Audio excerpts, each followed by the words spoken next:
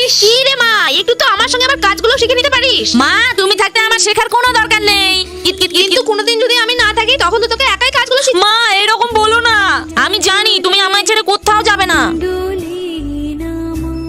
মা আমি বাজার করতে যাচ্ছি, তুই কিন্তু বাড়িতেই খেলবি। ঠিক আছে মা। মা তুমি এত তাড়াতাড়ি চলে আসলে, আর বাজার কোথায়? তাড়াতাড়ি আয় তুই আমার সঙ্গে। মা শোন, আমি তোকে কিছু জিনিস শিখিয়ে রাখছি। এই যে এখানে কিছু শুকনো খাবার আছে, ঠিক আছে? বন্ধু তুমি যদি শয়তানকে ভালোবেসে থাকো তাহলে লাইক সাবস্ক্রাইব কিছুই করবে না, আর যদি মা বাবাকে ভালোবেসে থাকো তাহলে লাইক সাবস্ক্রাইব অবশ্যই করবে।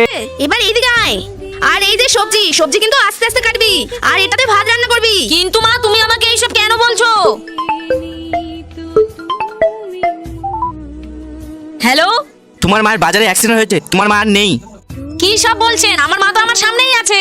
মা দেখো না ফোন করে কি সব বলছে। মা মা মা